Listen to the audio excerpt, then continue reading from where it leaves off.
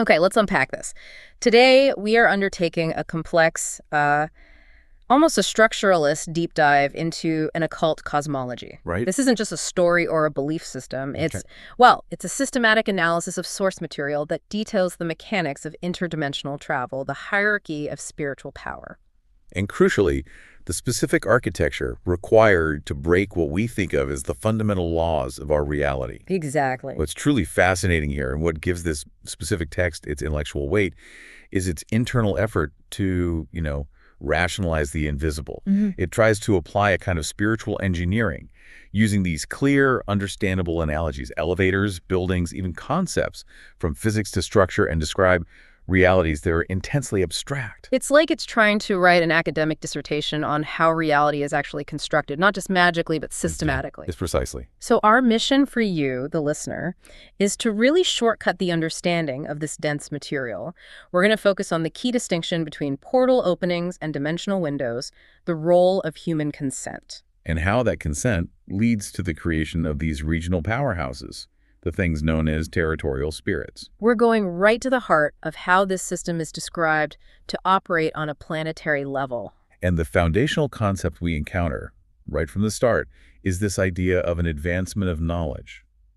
The text itself is quite critical of the early history of ritual access. It is. It notes that the ancient practices, we're talking about the high-level magic used by, say, the Egyptians or the Celts, they required immense physical constructions. The pyramids, monoliths like Stonehenge. And the source has a specific label for this period. It calls it the infantile phase of magic. Which is such a crucial distinction. It is, isn't it? It implies that back then, the practitioners, even at the highest levels, didn't fully comprehend the principles behind dimensional access. They needed training wheels. Exactly. Or in this case, gargantuan physical accessories. They needed this huge infrastructure to provide the necessary energetic focus. It really speaks volumes about the evolution of knowledge within the secretive brotherhood, the Irmandade. That ancient infrastructure was necessary because their understanding of the astronomical and Kabbalistic formulas was still rudimentary. So they had to compensate. They had to compensate for a lack of conceptual mastery, which is sheer physical monumental effort. Today, the text suggests the Irmandade has processed and refined this supernatural knowledge. So the argument is that modern high-echelon sorcerers don't need to hold tons of stone across a desert to open a temporary window anymore. No, they've moved past that clumsy, visible infrastructure into something far more sophisticated, more discreet. They've internalized the principles. So they can now generate the same effect with these incredibly complex rituals that just require a specific location and, precise timing.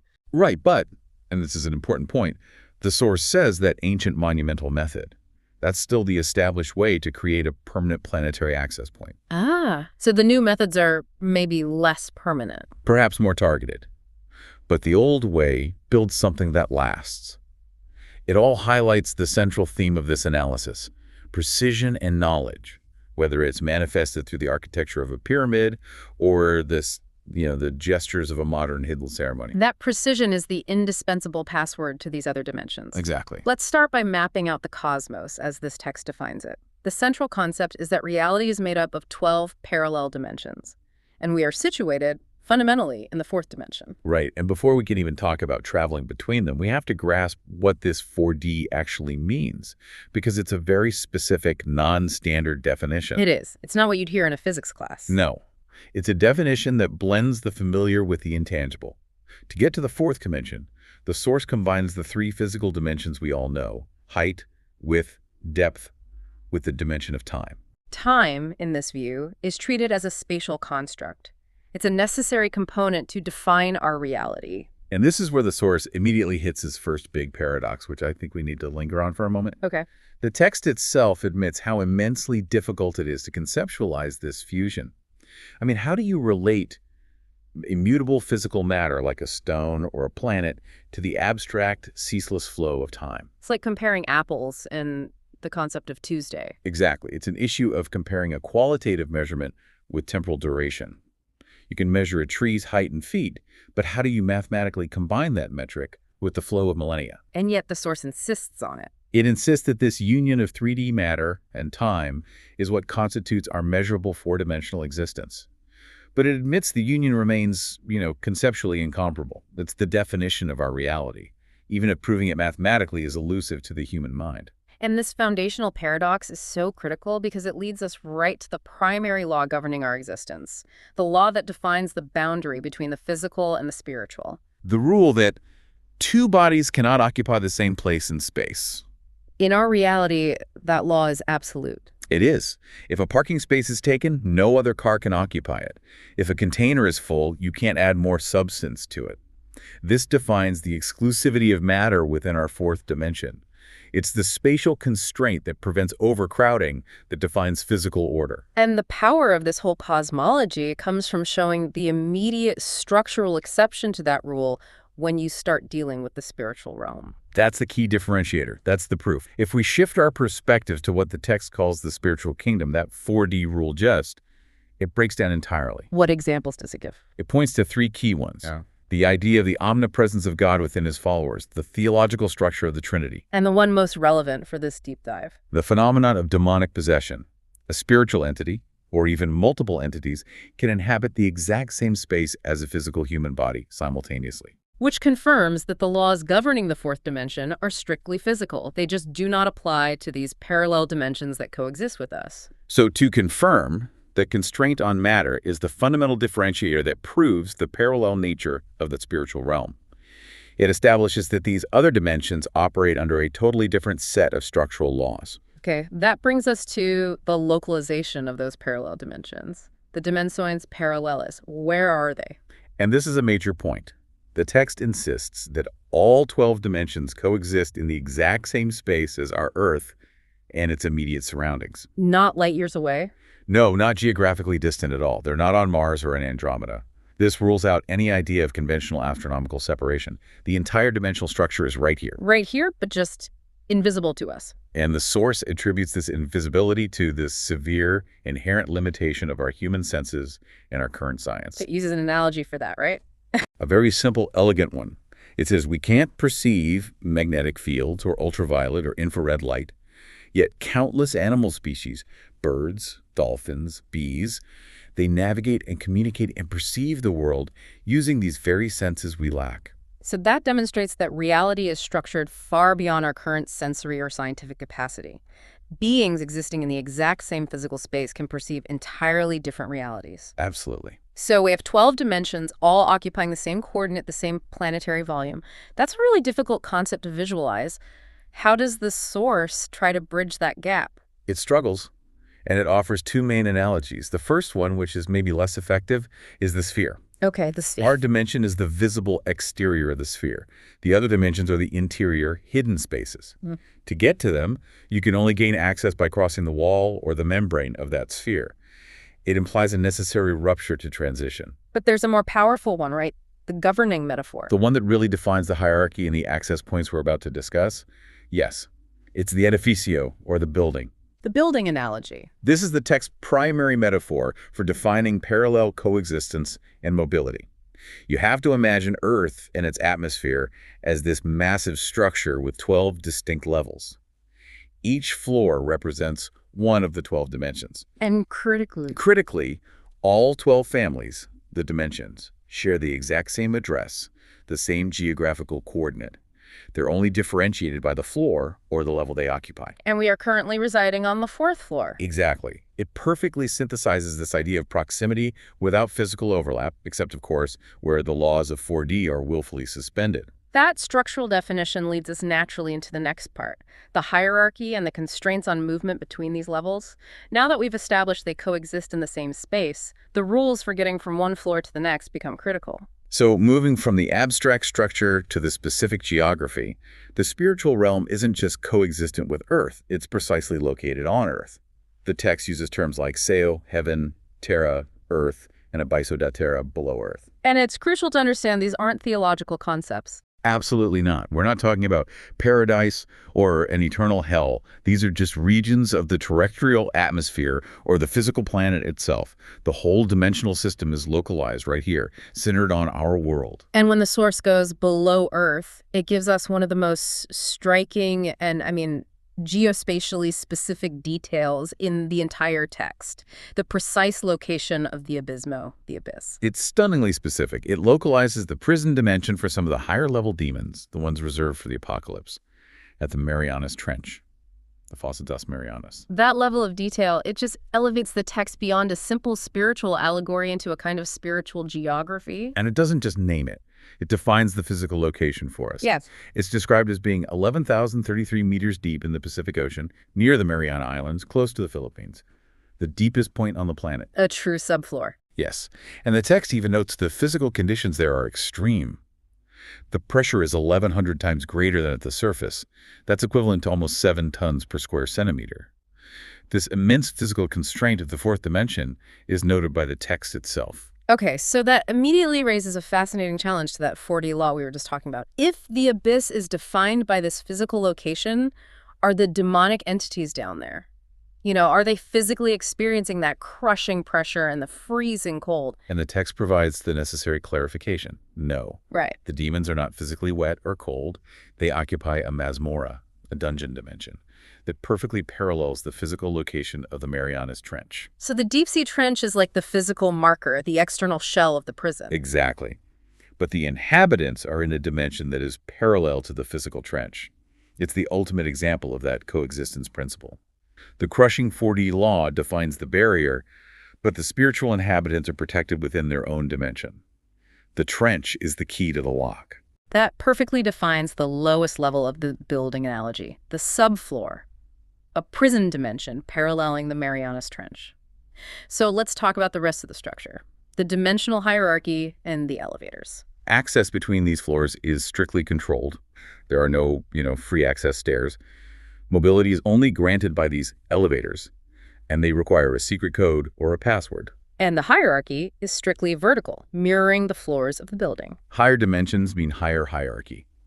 The powerful entities, the Principados and Podesides, they occupy these upper floors. With the ultimate top floor, the penthouse, or cobertura, the 12th dimension reserved for Lucifer himself. Right. And the rules for mobility are designed to maintain this hierarchy. So entities from, say, the 8th dimension can descend freely to the 4th dimension, our floor, because they have access to the lower levels. But going up is different. Upward travel is severely restricted. To ascend even one floor requires the password, and that password has to be revealed or bestowed by an entity already dwelling on that higher level. So that prevents any unauthorized movement up the chain of command. And it implies that even among the highest-ranking demonic entities, the knowledge of the upward password isn't universal. It's another layer of control. It preserves the hierarchy. It ensures that the power of the 12th dimension can't be usurped or challenged. Precisely.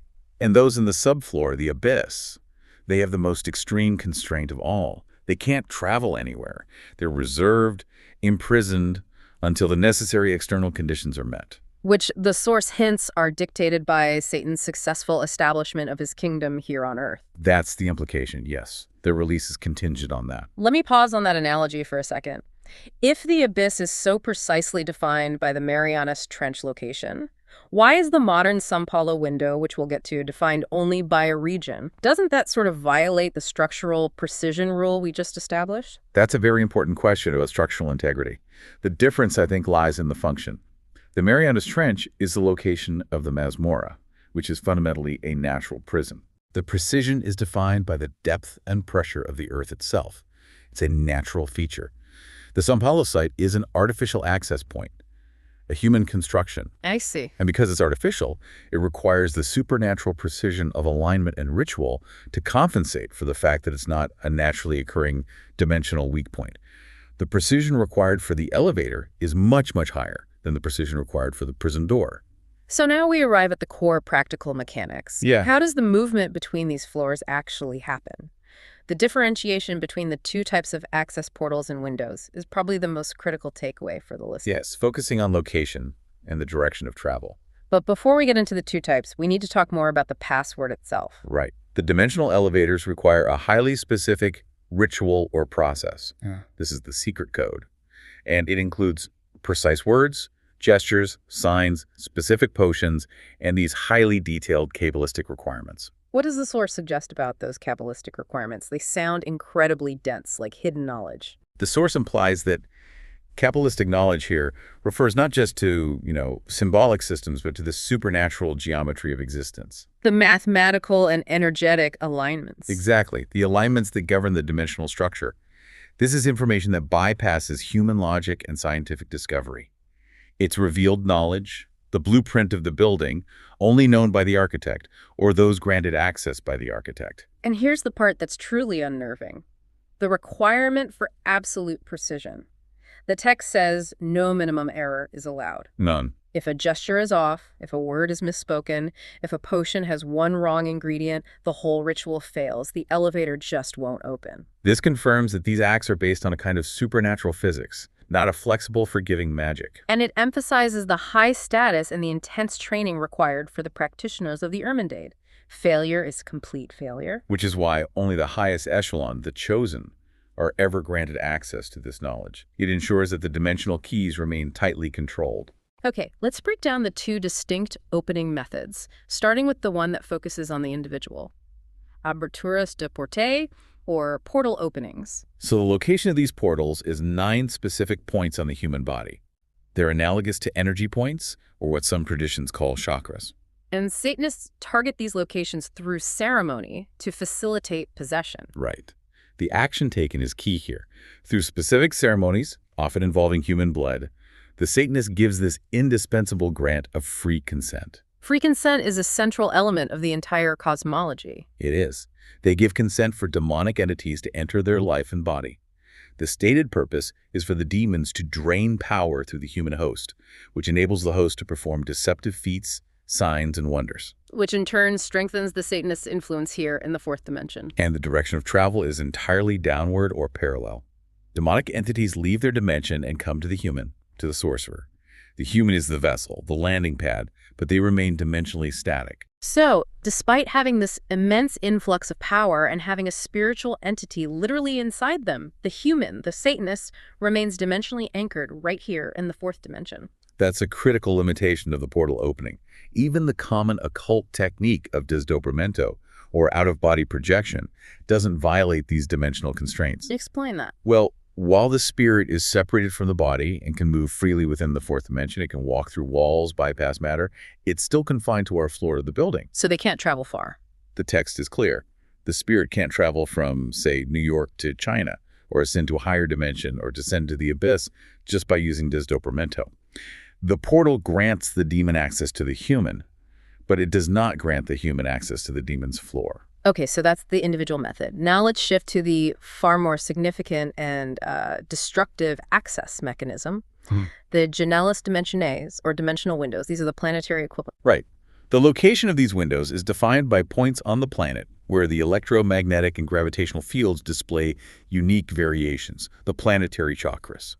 And these spots are chosen based on complex astronomical and mathematical calculations, which means their location isn't about convenience, it's about cosmic precision. Absolutely. The action associated with opening a window is described as a swap, or an exchange. The human construction and the ritual grant the demonic entities full permanent freedom in that specific region. That's the demon's gain. And in return, the demons grant the chosen Satanists the highly restricted password to access and enter the other dimensions for visits. And this is the critical functional difference. The direction of travel flips.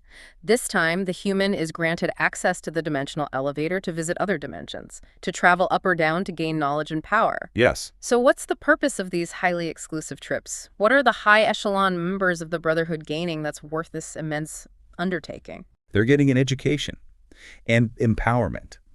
These visits provide access to new, foundational knowledge, other types of power and influence, secrets of the dimensional architecture, new ceremonial rites. It's a massive, transformative, operational advantage for the Ermendeid. And it translates directly into more political, economic, and spiritual power right here in the fourth dimension. It strengthens their influence on Earth. This brings us back to the architecture of the elevators themselves. The ancient, visible forms of these dimensional windows are the monumental constructions, the pyramids and monoliths. That is the source's definition. Pyramids, specifically the Egyptian ones, and monoliths like Stonehenge, were built as fixed, permanent dimensional windows. And their construction required absolute supernatural exaction. Not a millimeter of error. The physical perfection is the material manifestation of the password itself. It acts as the structural key. And the source insists this construction knowledge had to be supernatural in origin. That man could never have arrived at this level of precision or complexity through observation alone. Correct. It was a demonic revelation because this knowledge isn't governed by human physical laws. God did not grant humanity the key to these dimensional barriers, so only a fallen angel, or one who has traversed those barriers, could reveal the necessary alignment secrets. To drive this point home, the source draws a powerful contrast between the pyramids of Giza or Stonehenge and the more generalized structures like Mayan or Inca pyramids. We need to elaborate on why that distinction matters so much. The difference is between predictable physics and revealed cosmic mechanics. The Mayan or Inca pyramids and their rites, while impressive, were based on observable natural knowledge. The cyclical movement of the sun, the changing of the seasons. It's predictable natural knowledge, something an advanced ancient society could easily engineer and understand. Exactly. The text dismisses this level of revelation as minimal. It's like predicting the tide. So it's just very good engineering based on observation. Exactly. Whereas the Egyptian pyramids and Stonehenge required knowledge of alignments and incidences, specific conjunctions of the sun, moon, or specific stars that only happen once a year or once a decade, maybe even less frequently.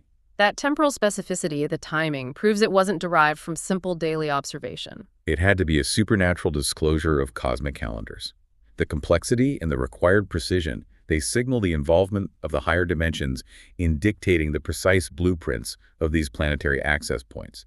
It reinforces the non-human origin of the engineering. This entire operational system, from the body portal to the planetary window, is all predicated on one thing: the concept of human consent. The source is unequivocally clear on this. Lucifer and his hierarchy require human consent, active connivance, and practical help to act with freedom and maximum efficacy on Earth. So without that alliance, their ability to operate in our 4D reality is severely constrained. It is. This makes the demonic power structure appear fundamentally dependent on free will, which is a striking constraint. It suggests that despite inhabiting higher dimensions, Satan is not omnipotent or omnipresent in the way God is defined. His power is proportional. Precisely. It's proportional to the depth and the number of alliances he secures with human followers. The text contrasts this need with God's partnership. God also chooses to work through humanity, but it's a voluntary act of love and obedience, not a necessary requirement for his omnipotence. For Satan, it's a necessity. It is. He needs that consent to overcome the dimensional barriers imposed upon him. The source then engages in this deep cosmological speculation about the primal alliance the moment this whole system was initiated. It starts with Eva and the Tree of Knowledge. The conjecture is that the Tree of Knowledge was potentially a portal itself, a mechanism perhaps temporary that granted a view into or even access to the dimension where Satan and the fallen angels were initially imprisoned. They were, pressing against the dimensional membrane. And Eva's action, being seduced and then consenting to the serpent's request, was the temporary catalyst. It was the first act of liber arbitrio, of free will, used in alliance with the spiritual enemy. And this initial act of consent is suggested to be the mechanism by which the first wave of demons were released. It allowed them to pass from a dimension of probable imprisonment into the terrestrial dimension. The source uses a really powerful analogy for this. It does. The genie in Aladdin's lamp. The genie is imprisoned, highly constrained, and absolutely requires a human to release it through a voluntary action in exchange for power or favors. Human consent is the rub of the lamp. Exactly. So that brings us to the operational reality before these permanent elevators were built. Initially, the powerful entities, the Principados, could only access our dimension for the duration of the ritual itself. That's right. If a ceremony lasted for 12 hours, their freedom and their influence were strictly limited to those 12 hours. After the ceremony concluded, they were forced to go home, back to their own dimension. And their direct influence over the terrestrial world just ceased. Yes. Early magic was a sequence of temporary, highly controlled visits. The dimensional window, the Janella, is the ultimate game changer. Once an elevator is successfully built and activated through the highest level of human consent and technical precision, it grants the powerful demons permanent, unconstrained liberty to influence the entire geographical region covered by that planetary chakra. They no longer need to go home. This is a foundational cause of deep, regional evil. The opening of the window, facilitated by the human alliance, is what definitively creates territorial spirits. So without that permanent access point, these spirits would just be temporary guests. But with it, they become permanent governing residents in our terrestrial dimension. And the source makes this terrifyingly relevant by confirming modern examples of this operational reality. We're told that while demons can't just materialize randomly on the street, they can materialize fully. They can converse, advise, and act in consecrated ritualistic places like the main Ermandad base in São Paulo. But that's during a ritual, or within a consecrated structure. The window means that even after the ritual is over, even outside that base, the powerful entities can roam freely throughout that entire region. The window provides regional, non-ritualistic operational freedom. Yes. And the most compelling detail is the confirmation that a modern dimensional window, described as a structure that resembles a monolith, has been constructed by the Irmandade near São Paulo. Specifically to grant this full, permanent freedom to territorial spirits to influence that region. Which brings us back to the precision constraint. The location was dictated entirely by the entities based on their astronomical and field calculations. It wasn't about human convenience or logic. It wasn't built inside their secure headquarters. No, it was built at a specific planetary chakra point, proving the necessity of adhering to the supernatural blueprint revealed from the higher dimensions. The structure itself is the key. The location is the lock. This entire system, then, ultimately rests on what the text calls the Great Lesson. The overwhelming, catastrophic power of free will. Libre arbitrio. Free will is described as a metaphysical weapon, more terrible and more potent than any nuclear or chemical device. When that free will is aligned with the demonic forces, starting with that initial act of Eva, progressing through the monumental constructions of antiquity, and culminating in the highly advanced operations of the modern Ermandade. It causes incalculable destruction. The continuous exercise of human consent acts as a progressive unlocking mechanism, constantly freeing these powerful entities into the terrestrial dimension and amplifying the influence of the higher floors onto our fourth floor. And all of this functions, the text reminds us, under the permissive will of God, who remains ultimately in control of history. Yes, but the tragedy of this cosmology is the depth of the human alliance, which has caused immense damage by proactively facilitating the freedom and the permanent residency of these powerful, destructive entities on Earth. So we've mapped out a complex, highly structured spiritual cosmos based entirely on this source material. We've established the 4D definition of reality as 3D matter plus time, and the principle that 12 dimensions coexist in the same spatial address. And we anchored the abstract with the specific terrestrial geography.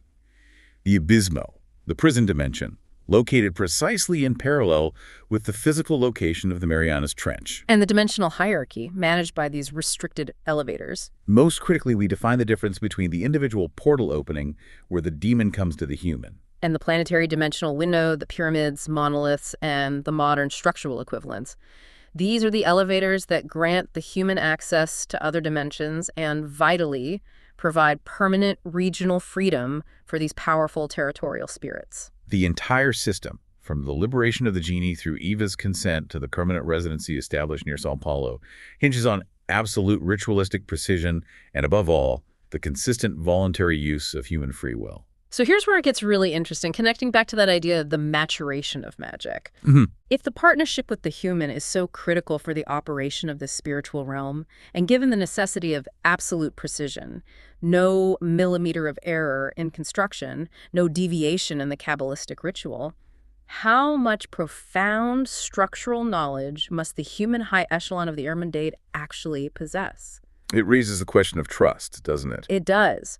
What level of commitment, expertise, and frankly, moral compromise is required for these higher dimensional entities to trust human practitioners with the secret codes necessary to build and maintain planetary access points like the modern one described? And if those high echelon practitioners are visiting the 8th, the 9th, or even the 11th floors, what transformative secrets, the secrets of power, influence, and control are they gaining and currently utilizing in the political and financial spheres of our fourth dimension? All to keep those permanent elevators running. That is the ultimate consequence of the dimensional window. The direct, ongoing translation of supernatural knowledge into terrestrial power. That's something for you to deeply consider. A lot to think about regarding the silent architecture of our world. That was the deep dive.